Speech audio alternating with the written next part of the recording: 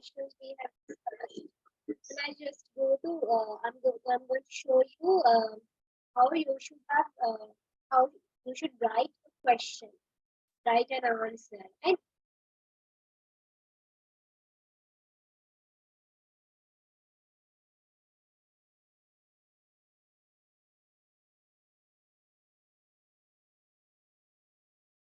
okay, this is how you need to build up your answer. So I have taken a question here that is, do you agree to say that the poem The Eagle celebrates the wonders of nature? Right?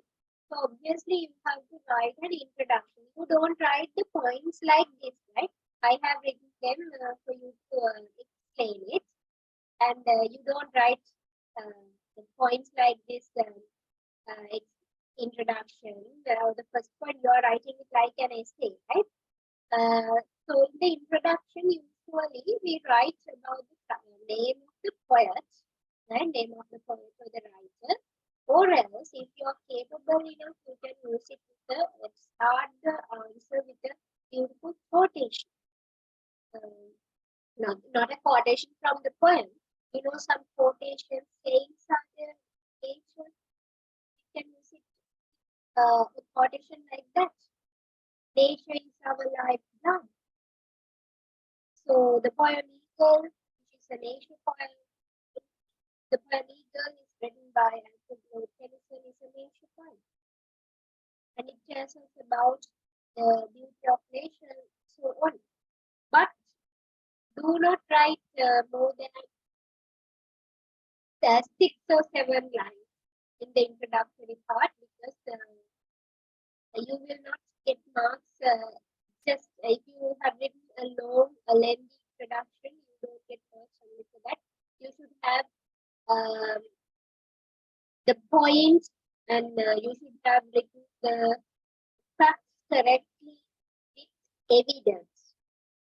And the other thing is, remember, for most of the students, what happens is when you're writing the exam is for the literature paper, you cannot manage your time. So remember, you only have 30 minutes to answer one essay type question, and if you organize, pre-plan your answer at the points which we have discussed earlier, you can answer the question within the time allocated for one question, right? Otherwise, you can't get a good mark, right? So this is the introduction. You can just read it. I'm not going to read it again. But here, I am going to focus your attention on here.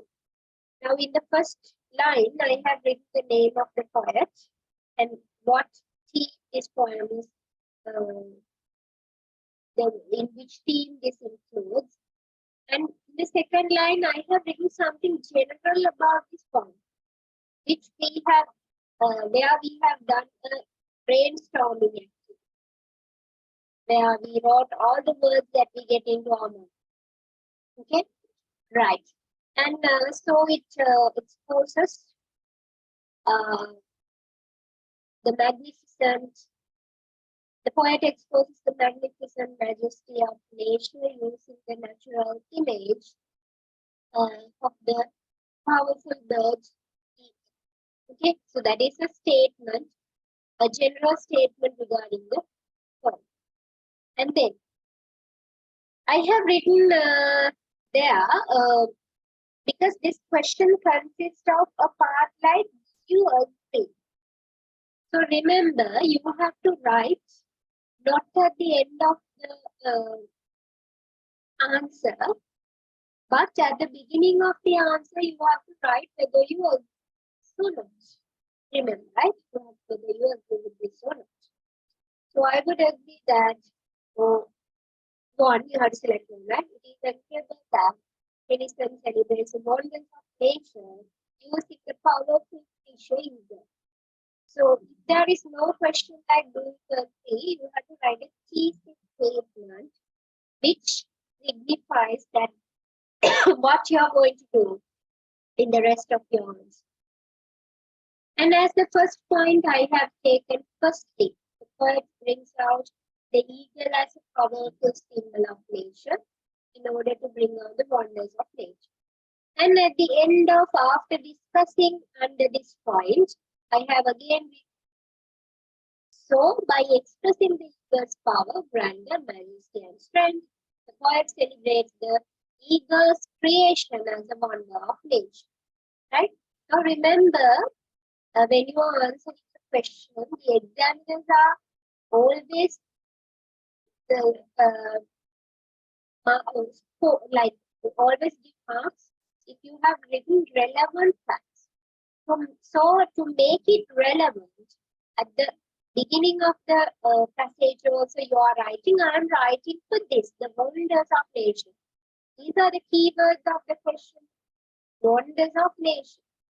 So with this I am showing the wonders of nature, and at the end of the paragraph also you are again reminding, so with all these things I write here about the wonders of nature, right? Like that. So remember, then you can get a good mark there. And the natural elements used, you can use it. I have here written.